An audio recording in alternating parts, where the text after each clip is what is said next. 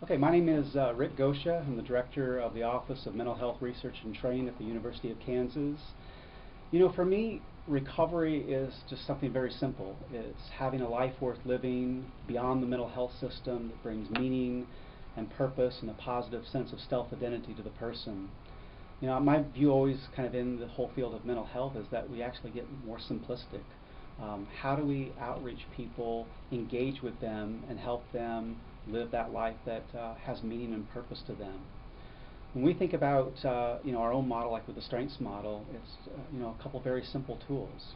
Using strengths assessment, so that we can really think about not what's going wrong with people, but what are the well aspects of people's lives. And I think that's very important in terms of recovery, is that we build from there. People's capabilities, the things, the talents and skills, the environmental strengths that people have. Any of us make progress in our life because of those well aspects, the positive, the strengths that we possess. And it should be no different for people with the lived experience. The other tool that we use in the Strengths model is the personal recovery plan. I think an important part of doing service with people is helping people establish goals, and goals that are meaningful and important to them, not for the system, but for the person.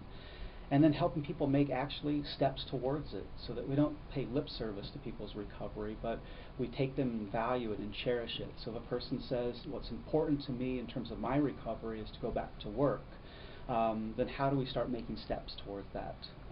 If a person says the most important thing for me is to be able to raise my child, then how do we help people maybe possibly even better manage symptoms that they experience, so that they can do those things like raise their child, be a part of their families, be full participants in their community.